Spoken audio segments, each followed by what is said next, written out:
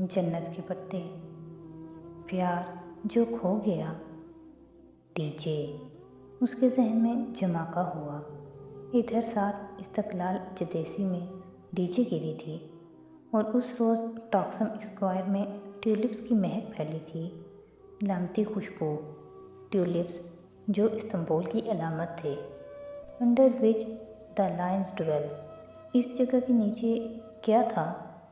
लकीरें नहीं, लाइंस।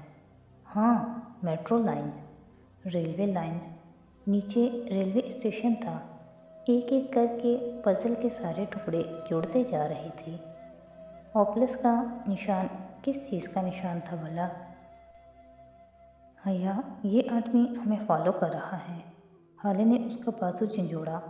वो हाले की तरफ मुतवज्जो नहीं थी। किसी ख्वाबीदा कैफियत में वो बड़बड़ाई, पूरे 6 हरूफ, तकसीम। उसकी आंखों में बेयकीनी थी। उसने पजल हल कर लिया था। हया, ये आदमी हमारे पीछे आ रहा है। हाले की आवाज़ में ज़रा घबराहट थी। वो जैसे किसी ख्वाब से जागी और पलट कर देखा। सड़क के उस पार खड़ा शख्स उसे देखकर मुस्कुराया था। वो एकदम बर्फ का मुजस्मा बन गई। उसका चेहरा सफ़ेद पड़ गया। वो इस चेहरे को कैसे भूल सकती थी? अब्दुर्रहमान पाशा। अन्य के साथ और इनफरादी कितनी ही तस्वीरों में वो उसे देख चुकी थी। वो उसे देखकर जिस शनासाई से मुस्कुराया था, इससे साफ जाहिर था कि वो उसे पहचान चुका है। चलो वापस स्ट्रीट में चलते हैं। वो हाले का हाथ थामे तेज़ी से वापस पलट गई। लोगों के रश में से जगह बनाते तेज़ तेज़ कदमों से फुटपाथ पे चलते हुए वो दोनों इस शख्स से दूर जा रही थीं। जब हया को यकीन हो गया कि वो उनको खो चुका होगा, तो इसी तरह हाले का हाथ मजबूती से पकड़े एक कॉफ़ी शॉप में आ गई। पता नहीं कौन था। उन्होंने एक कोने वाली मेज़ का इंतखाब किया था। हाले 2 मग गर्मा गर्म कॉफ़ी ले आई और अब वो दोनों आमने सामने बैठी इस आदमी के बारे में तबादला ख्याल कर रही थी। हाँ, पता नहीं कौन था। उसने लाताल्लुकी से शाने उचकाए और गर्म कप लबों से लगाया। एकदम ही कॉफ़ी का घूंट किसी तल्ख जहर की तरह उसकी गर्दन को जकड़ गया। उसे सामने से पाशा आता दिखाई दिया था। वो कॉफ़ी शॉप में कब दाखिल हुआ, उन्हें पता ही नहीं चला था। हाले, वो इधर ही आ गया।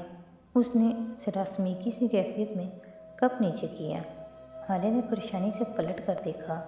वो ऐन उनके सर पर आ चुका था। क्या मैं आपको ज्वाइन कर सकता हूँ, मिसेज़ जहान सिकंदर?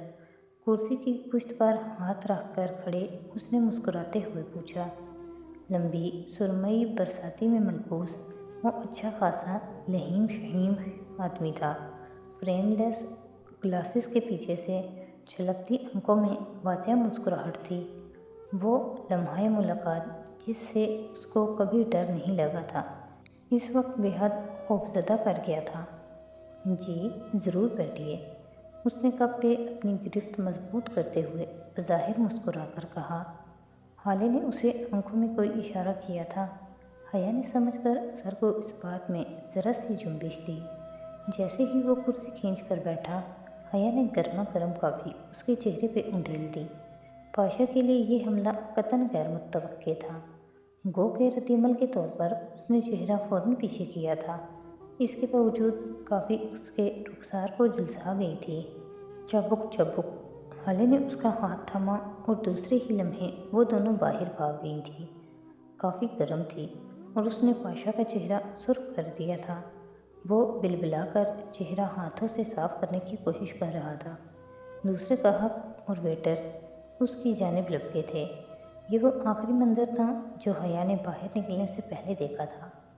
वो नहीं आ रहा, जल्दी चलो। गली में लोगों के रश में से रास्ता बनाते हुए तेज़ कदमों से दौड़ते हाले बार बार गर्दन मोड़कर देखती थी। बर्गर किंग सामने ही है, जल्दी से उसमें चले जाते हैं इससे पहले कि वो बाहर निकले। मगर तुम्हें उस पर काफ़ी उंडेलने की क्या ज़रूरत थी? हाले ने झुंझलाया। कुछ पुराने हिसाब उतारने थे। तुम खुद ही तो मेरे कप की तरफ इशारा कर रही थी।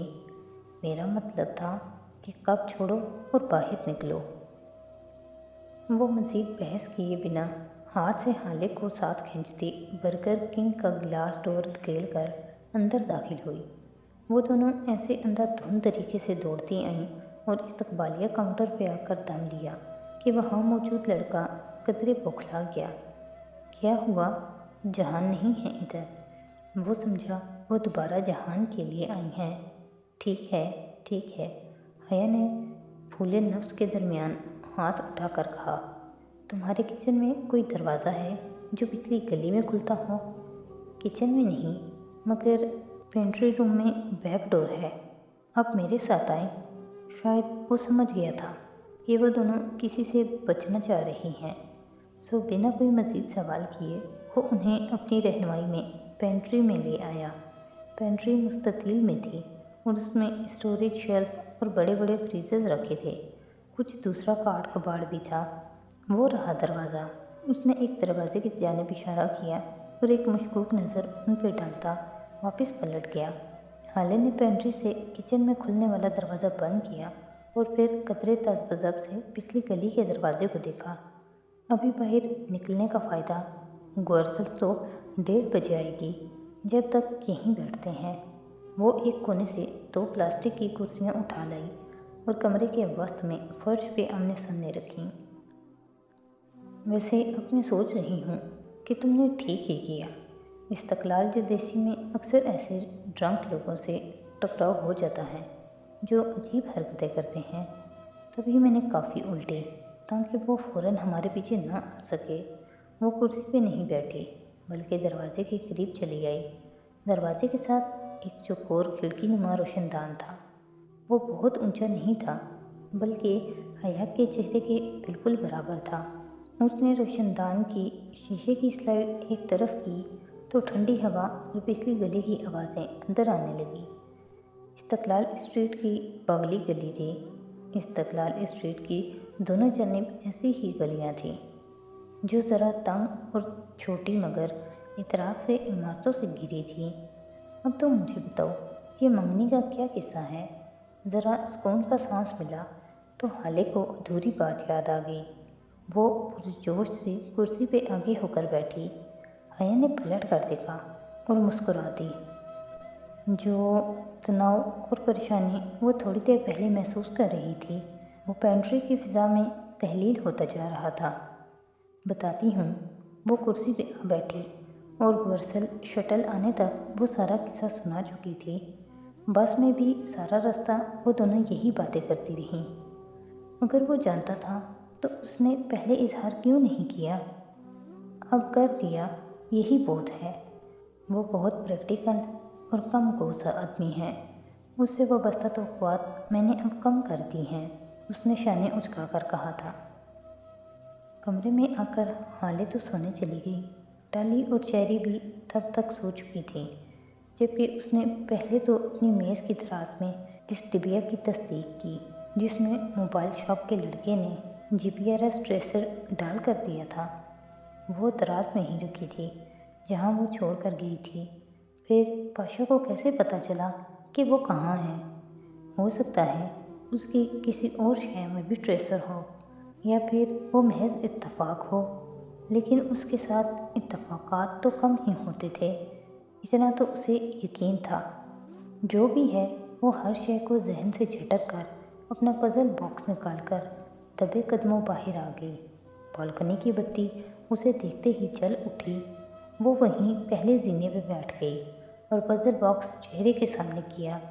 चारों पहेलियाँ एक चकोर की सूरत में बॉक्स की चारों तरफ पे लिखी थी। चकोर स्क्वायर, टॉक्सम स्क्वायर। धड़कते दिल और नर्म हथेलियों के साथ वो स्लाइड्स ऊपर नीचे करने लगी। तकसीम का आखिरी हर्फ एम जैसे ही जगह पे आया, क्लिक की आवाज़ के साथ बॉक्स की दराज स्प्रिंग की तरह बाहर निकली। वो बिना पलक झपके बेयकीनी से इस बॉक्स के अंदर देख रही थी। उसने मेजर अहमद का पज़ल हल कर लिया था। वो बॉक्स खोल चुकी थी। दराज में एक सफ़ेद मुस्ततील का कागज़ रखा था। वो कागज़ पूरी दराज पे फिट आ रहा था। उसने 2 उंगलियों से पकड़कर कागज़ बाहर निकाला। बालकनी की मध्यम रोशनी में वो कागज़ पे लिखी तहरीर बिना किसी दिक्कत के पढ़ सकती थी। 2 full stops under the key. उसने बेयकीनी से वो सतर पढ़ी जो कागज़ के ऊपरी हिस्से पे लिखी थी। क्या ये कोई मजाक था? अप्रैल फूल। उस कागज़ के टुकड़े के लिए उसने इतनी मेहनत की। कागज़ के चारों कोनों में छोटा छोटा सा 6 का हिंसा भी लिखा था। इसने कागज़ पलटा। उसकी पुश्त पे बिल्कुल वस्त में एक बार कोड छुपा था। मोटी पतली 1 इंच की लकीरें और उनके नीचे एक सीरियल नंबर। शैम्पूज, लोशन और अनगिनत दूसरी अशिया के लिफाफों और डब्बों के कोनों में अक्सर ऐसे ही बार कोड छुपे होते थे। इस बार कोड का वो क्या करेगी? मगर नहीं, बॉक्स में कुछ और भी था। दराज की ज़मीन से एक लोहे की लंबी और अजीब वजह की चाबी चिपकी थी। उसने 2 उंगलियों से चाबी को खींचा तो वो गूदे के महज एक कतरे से चिपकाई गई थी। उखड़कर हया के हाथ में आ गई। हया ने देखा चाबी के नीचे मौजूद लकड़ी पे 2 मोटे मोटे नुक्ते लगे थे और उनके दरमियान लिखा था, इमानत।